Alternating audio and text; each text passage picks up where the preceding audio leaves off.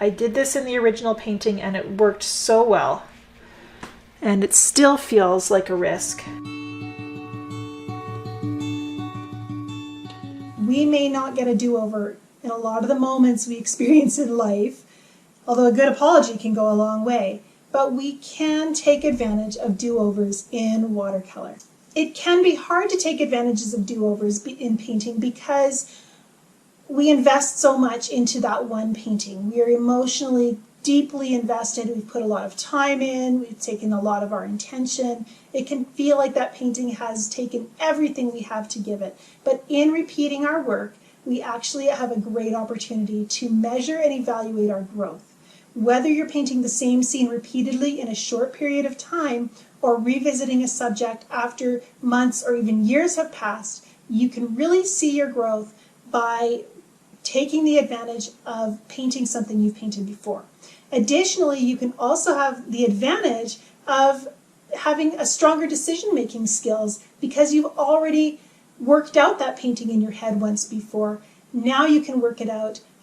You can take advantage of that thought process and build on it. So I wanted to explore that today because I have a painting that I did a couple of years ago. I feel really good about that painting. I love it.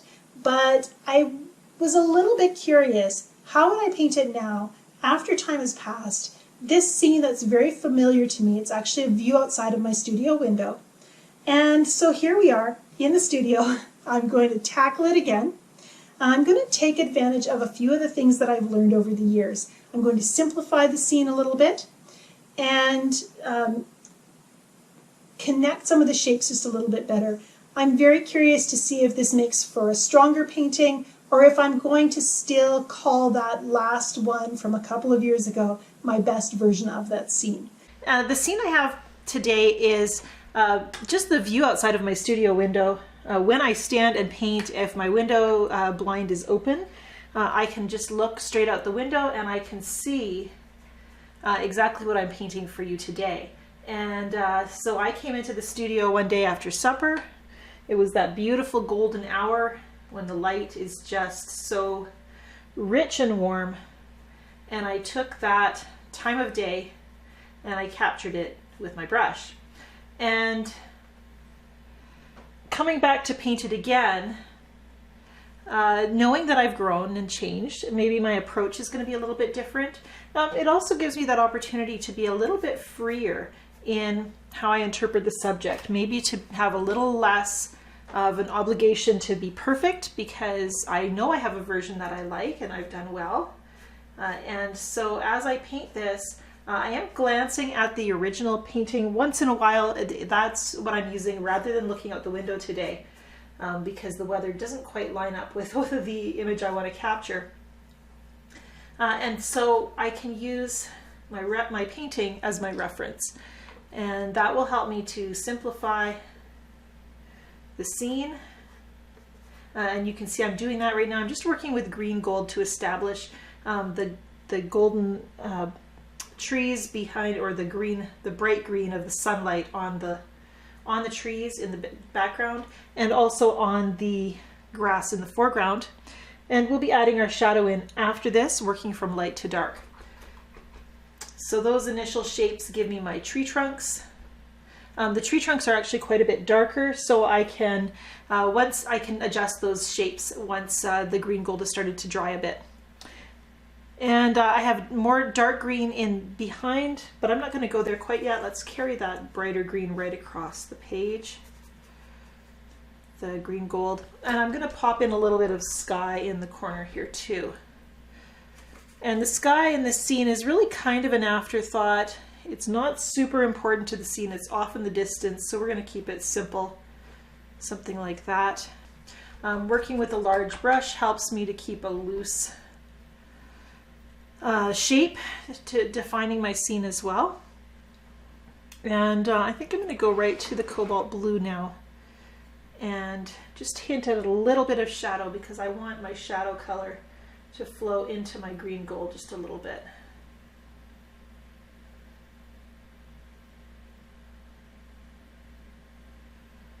And that's a scary thing to paint because the cobalt blue might just take over the entire painting. I'm going to work it anyhow and just see where I can go with this underpainting of green and green of cobalt blue and green gold. If I keep it light, it's going to define my shapes, but also give me the ability to adjust some of these shapes as well once the painting started to dry.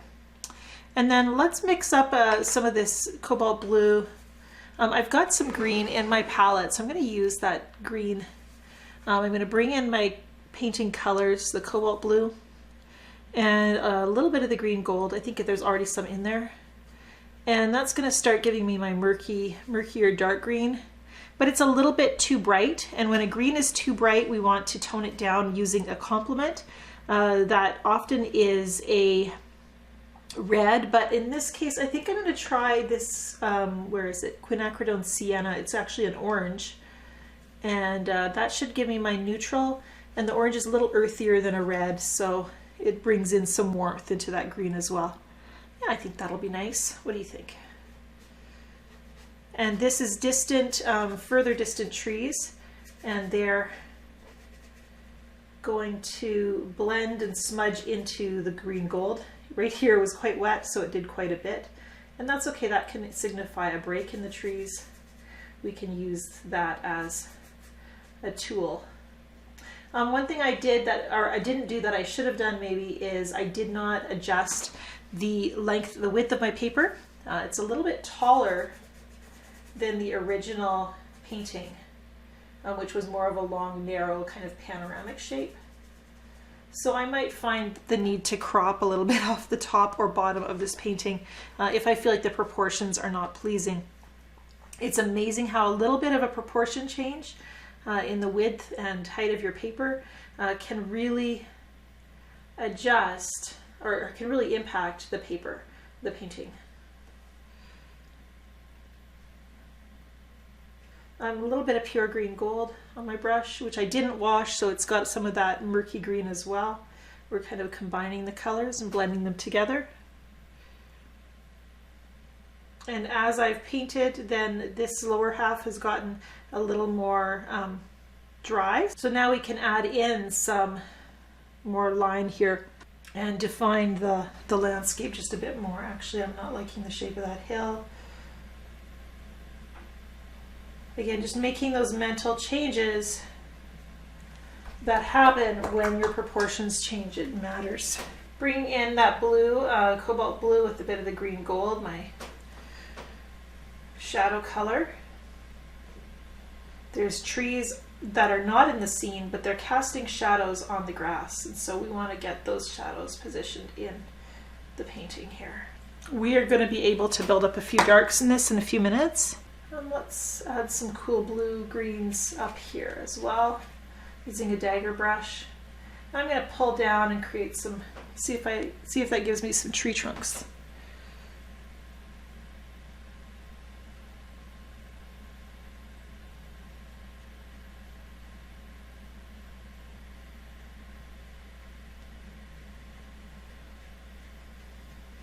I'm going to pop in a some shrubbery here. This is a green that's made with the green gold, the cobalt blue, and the quin sienna. And let's echo that shape over here. I kind of like that. And let's darken up the distant trees with an even more shadowed kind of. This looks very flat to me, so I feel like I want to add a darker green. This is the cobalt blue added to my quin sienna green there. And you can see it's quite dark. It's really going to give us that pop of shadow.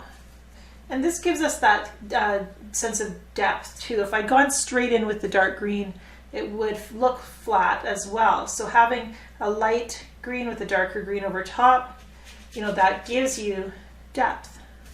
I've been challenging myself, and I do this with do-overs, I've been challenging myself to simplify, to try to paint this scene quickly, loose big shapes, letting those shapes flow together, a little less fussiness than the original painting. might end up being too loose. That's a good thing to aim for, because learning to paint something looser than it needs to be, you know, we can always build up detail, but it's really hard to loosen up a painting that has started out too stiff. Now these trees in the foreground are in shadow. They're very backlit. So I'm painting the straight up cobalt blue right now. I believe the shapes on either side have dried enough that it might bleed a little bit, but shouldn't bleed too much. Now I need to tell you that when I first painted this scene, what I saw was sunlight illuminating the left side of the trees. The afternoon sunlight was coming in and highlighting all along this edge. So I'm going to see if I can't create that highlight. Right now I'm just going to run a bead of water down this side. And it's going to create a bloom there. Over on this side I have a bit of a gap actually that might also create that. You can also use, if you go too dark too soon, you can use a thirsty brush like a sponge to lift out that edge. Notice that that's given us the added effect of creating some texture and contour in our tree. I'm going to pause now with all of my color established and my shape on the page. I'm going to pause now and give it a chance to dry and come back in a few minutes. Okay, it's not completely dry, and I can tell because it's still a little buckled and the paper feels cool to the touch with the back of my hand. But because I want to spend some time adding detail to my trees, I'm going to go and do that now. They're dry enough to touch.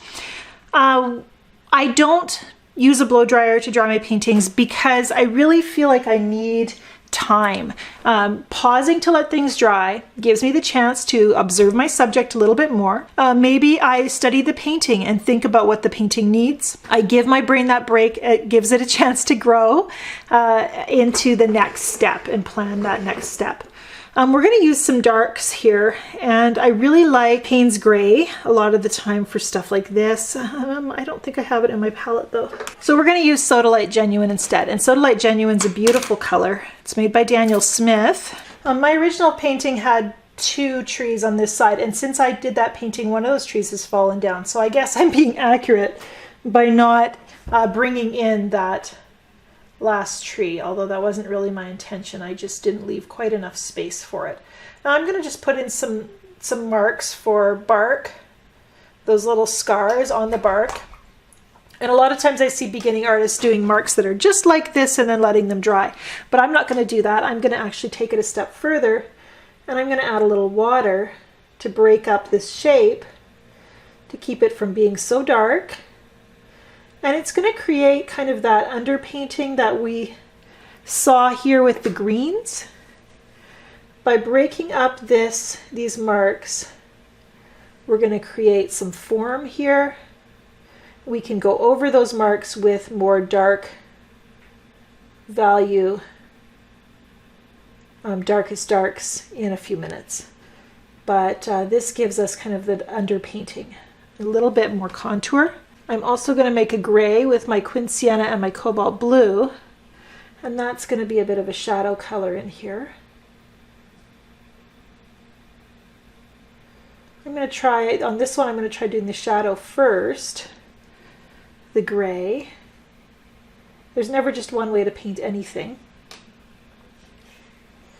Softening with the damp brush on this side, and then some Sodalite Genuine just touched in. This time it's bleeding. You can see that creates a different shape.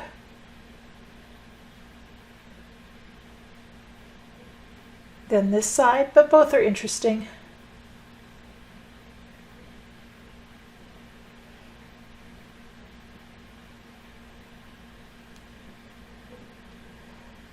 Now in my original painting, I had been looking out the window as I painted, and I saw the sun reflecting off the side of the tree in a way that created almost this radiant glow that looked orange to me, and it felt like the wrong thing to do.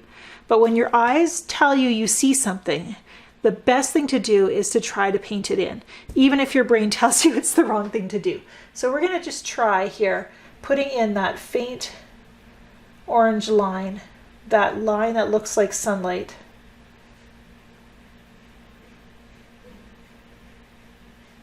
I did this in the original painting and it worked so well. And it still feels like a risk. Stands out better on that side because I left that white gap there. Now, one of the reasons I love doing these do-overs is because when I've repeated a subject, it gives me a feeling of freedom, that I can take a few risks. And so I want to have that mindset that it's not, this painting is not precious. It's not too valuable to play it safe, that I can only play it safe on. I want to be free to be a little bit bold in my painting and in how I depict the scenes. So we're going to try to put in some of those stronger contrasts right now. I'm using the cobalt blue. And look at how that just brings that pop of color to this painting. I'm going to I think I'll make my orange darker there too, so they really play off of each other. I think that'll look great. And look at how that brings your eye right to that spot on the page. Okay, we're going to do the same down here. We're going to put some of that pure cobalt blue to create some shadow.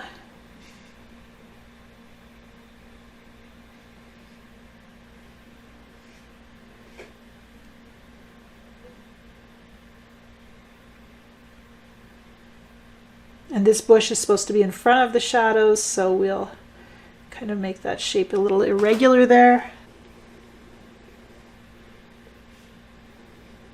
And I'm just going to bleed it a little bit, add a little water, so that solid blue shape kind of dilutes downward. Anywhere I see the lightest pop of green gold, I'm not going to cover that. That needs to stay light.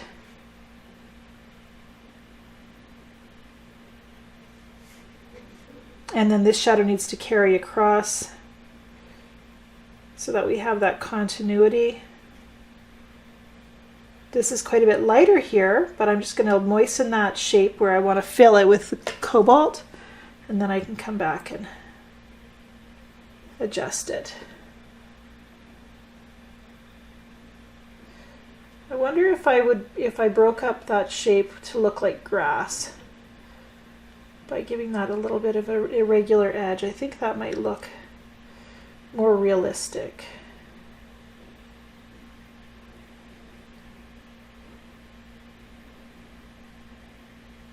Oh, that shadow's taking the wrong angle. The angle will tell you how the land, the direction of the land. So they're sloping, so we feel the hill here happening. But then if my slope changes direction, we know the hill changes direction too. It needs to do it in a believable way.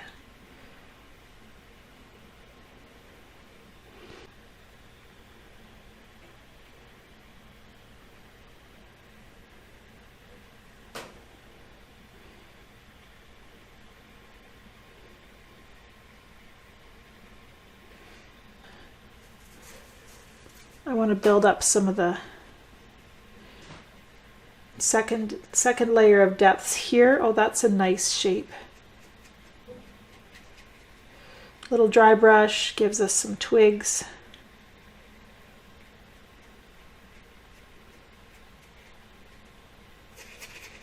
This is feeling like a simplified version of my original painting, and I'm liking that. I've been growing my skills over the last couple of years since I originally painted this to be able to paint something more quickly and more simply. And that's been a really good way to evaluate my growth. Can I get that basic story told in, one or two layers? And then let's put in a few more little flecks of those darkest darks.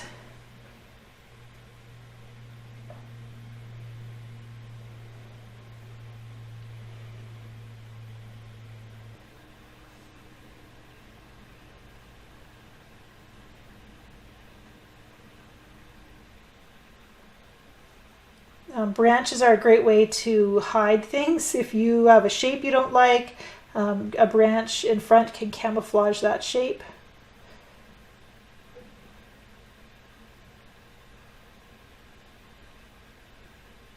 Feeling good about this. I'm seeing progress. I'm seeing growth in my ability to paint something more simply, more efficiently. I'm seeing more confidence in the way I depict those overall shapes. You know, it's not necessarily about making this next version a better version, you know, in that do-over time. But it might be about seeing the areas where I have grown and encouraging myself in this journey because I can see that there's been an improvement. I love painting a knee-jerk reaction to a scene. Almost immediately after I finish painting, I'll often go in and paint another version very quickly, kind of as a response to the things I felt like I should have done differently in the first version. I get so much out of this. And so I did that with this painting. I took this version, I grabbed a fresh sheet of paper, same size, and I zoomed in even more. And take a look at how that made my painting even stronger. I blurred these shapes together, you know, even expanding upon the simplicity of these shapes. I went even simpler. I made these tree shapes just that much stronger because of it. A simple painting just keeps bringing you closer to the scene, bringing you into the scene, and giving you, I really feel like I gave my viewer the opportunity to really enjoy the fluidity of the watercolor in the scene as well. This was exciting to paint. It was done very quickly, but I could not have painted it with this impact without the lessons learned from the previous versions of this scene. And I'm always learning and always growing when I give myself the chance to do over my paintings, to keep expanding upon the original idea, to know that I have more to say and I can say it better as I practice. If this video is valuable to you, if you painted along with me and have something to share on social media, I'd love to see it. Won't you post your work with the hashtag World Watercolor Month and Angela Fehr Tutorials? I always enjoy what my students share on social media. In the description below the video, I have links to products I've used and to more information about World Watercolor Month and my online courses. I have a learning community that is packed full of watercolor content to help you grow into your own favorite artist and really love your watercolor journey. Thanks for watching. I'm Angela Fehr. Bye for now.